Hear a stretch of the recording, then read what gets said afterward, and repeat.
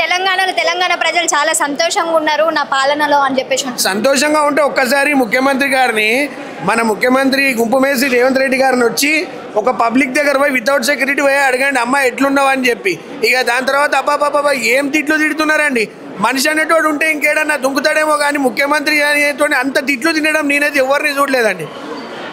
అంటే ఆ తిట్లు ఆయనకు సంతోషంగా కనిపిస్తున్నట్టు ఆ తిట్లు ఆయనకు శాపనార్థాలు ఏందనే జనాలు పేదోళ్ళ పొట్టలు కొట్టడం ఏంటండి ఈ హైడ్రాలు ఎవరు చేయమన్నాడండి రోడ్డు మీద కూరగాయలు అమ్ముకునేటోడిని కూడా వాళ్ళు బండి కొట్టేసాం 35 ఏళ్ళకెళ్ళి వాళ్ళు అమ్ముకునేది వాళ్ళు ఏదో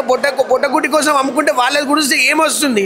మీకు అంత దమ్ముంటే మీరు పోయి ఓల్డ్ సిటీలో చేయండి మీ ఫామ్ హౌస్లు చేయండి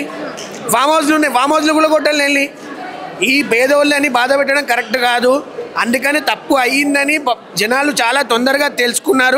తెలుసుకొని బాధపడ్డారు త్వరలోనే వచ్చే కేసీఆర్ గారి కంబ్యాక్ ఎలా ఉండబోతుంది కేసీఆర్ గారి కంబ్యాక్ మనం చెప్పలేమని మాట ఉట్టి మీకు చెప్తాను 19th రోజు ఇదే తెలంగాణ భవన్లో కలుస్తాము 19వ తారీఖు రోజు మీరు చూడండి ఇది నథింగ్ అండి ఇది జస్ట్ శాంపుల్ ఇది జస్ట్ ట్రైలర్ ఇది అసలు సినిమా ముందుంటుంది కేసీఆర్ గారి సినిమా రంగంలోకి మళ్ళీ దిగితే మొన్ననే అన్నారు కదండి కేసీఆర్ గారు నేను కొడితే మామూలుగా ఉండదు కదా బాక్సులు కేసీఆర్ అక్కడ అన్న తర్వాత ఇక్కడ రేవంత్ రెడ్డి వచ్చి హాఫ్ కొడతావో తెలియదు ఫుల్ కొడతావో తెలియదు ఫస్ట్ నువ్వు కట్టబట్టుకొని నిలబడు ఫస్ట్ నీకు నిలబడడానికే శాతం అయితే లేదని చెప్పేసి అంటున్నాను ఆయనకి మాటలు రాదండి అమెజాన్ ప్రైమ్